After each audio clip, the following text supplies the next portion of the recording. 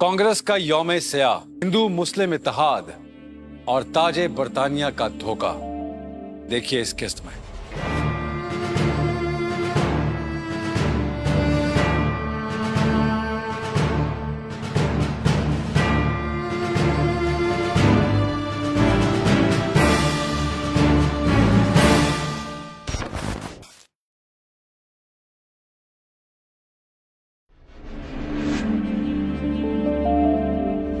Eighteen 1857 से ये देखा गया था कि जब हमारा स्लेवरी पीरियड शुरू हुआ तो उस वक्त हिंदुओं का जो रवैया था स्पेशली मुसलमानों के साथ वो बिल्कुल हमें आउट ऑफ कॉस्ट लिया गया था, क्योंकि अंग्रेज का मौक़िफ़ तो यही था हिंदूज के साथ मिलके कि इनको सप्रेस किया जाए, इनको वो राइट ना दिया जाए जो हम हिंदूज को दे रहे हैं। प्रोफेसर आर्चीबोल्ड 1889 से लेके 1893 तक अलीगढ़ कॉलेज के प्रिंसिपल रहे हैं।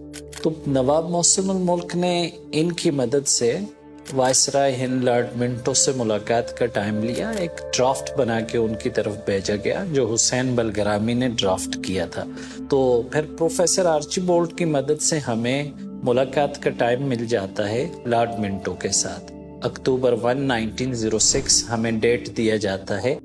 करीबन 35 लोगों का वफ्द शिमला जाने की तैयारी कर रहा है ताकि वहां जाकर वायसरॉय से बात कर सके, लेकिन वायसरॉय से बात करेगा कौन?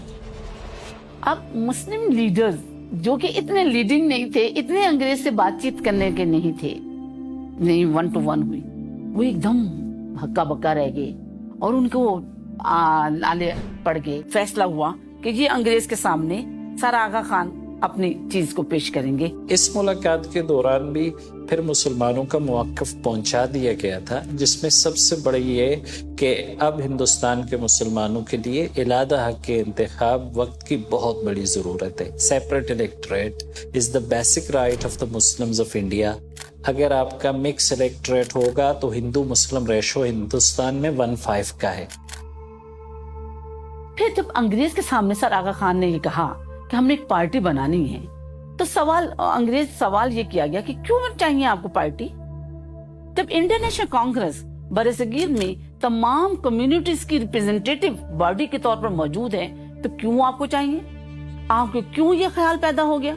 दूसरा बड़ा मुतालबा जो शिमला वफ्द में हुआ था वो ये किया था कि हमें आपके यहाँ जो एडमिनिस्ट्रेटिव पोजीशंस हैं इस पे मुसलमानों के लिए कोटा रखा जाए। कोई इतना आसान नहीं था वायसराय इस वक्त। अगर मैंने इनको सेपरेट इलेक्टोरेट की अभी इनको दे दी, बातचीत कर दे दिया, तो ये तो बिल्कुल ही मेरे अख्तियार में नहीं रहेंगे, कंट्रोल में नहीं रहेंगे। उनके सेपरेट इलेक्टोरेट की मैं बात नहीं करता आपसे, ये मेमोरेंडम मुझे दे दें, पार्टी के लिए कि आपको इजाजत है, आप पार्टी बनाएं। मुसलमानों में एक करेज डेवलप हो गया कि एक डेलीगेशन अगर मुसलमानों के लिए अंग्रेज सरकार को मुतमईन कर सकता है तो एक पॉलिटिकल पार्टी जो कांग्रेस की तर्ज पे डेवलप कर ली जाए मुसलमानों के लिए तो कितना काम कर सकेगी। जब ये डेलीगेशन वापस आया तो वल्ले वल्ले कि जी अंग्रेज ने हमें इजाजत दे दी है एक पार्टी बनाने की।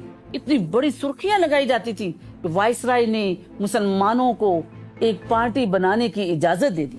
मुस्लिम लीग के कयाम के बावजूद कांग्रेस हर साल तकसीम बंगाल के खिलाफ यौम सयाह मनाती रही और 1911 में बिलाखिर पार्टीशन ऑफ बंगाल का फैसला रोल बैक कर दिया गया। मगर आप मुसलमानाने हिंद की मासूमियत देखें कि फिर भी चंद साल बाद लखनऊ पैक्ट में मुसलमानों ने कांग्रेस पर अंधा एतमाद किया और बहरहाल बाद में धोखा भी खाया।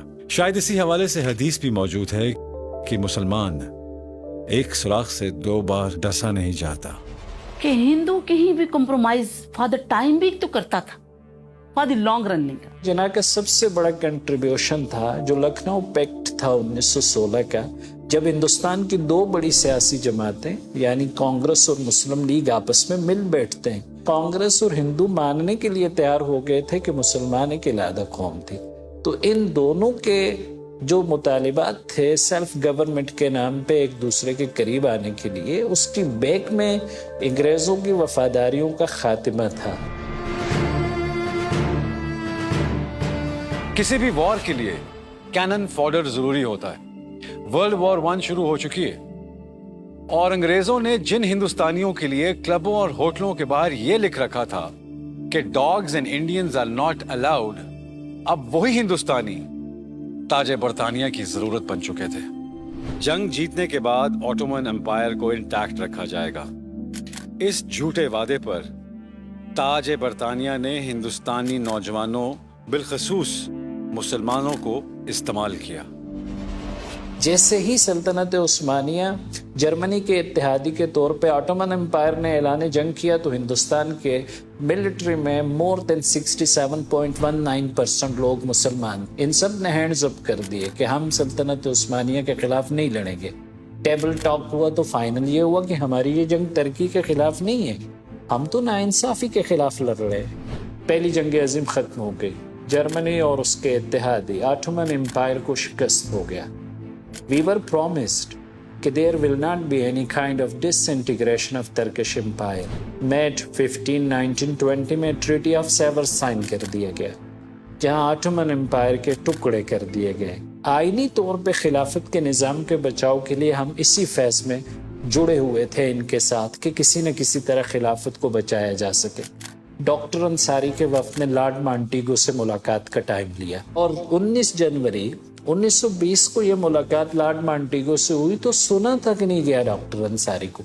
सीधे से बस जाके डॉक्टर अंसारी बैठे और इतनी सी बात की कि we will do justice with Turkey, no more than this. Maulana Jauhar एक डेलीगेशन लेके इंग्लैंड गए, जॉर्ज डेविड लाइट से जाके वहाँ मुलाकात किया, उन्हें कन्विंस किया कि आप ज्यादती कर रहे हैं हमारे साथ।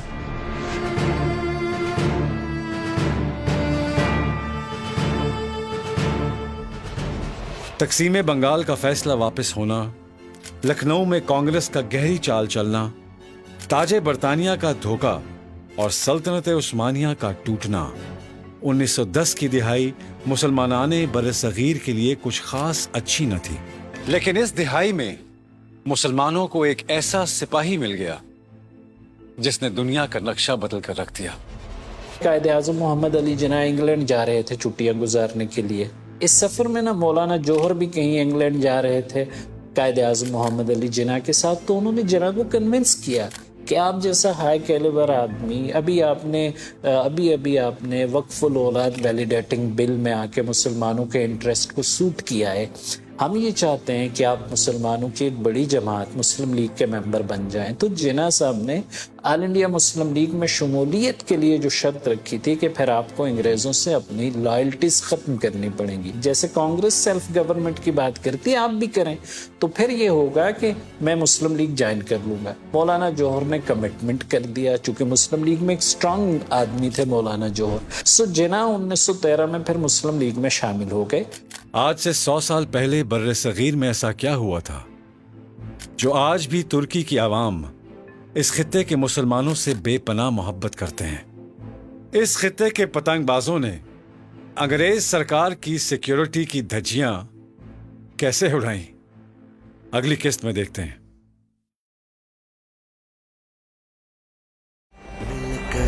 एक झोंका आखिर तूफान बना था, यूं पाकिस्तान बना था, यूं पाकिस्तान बना था।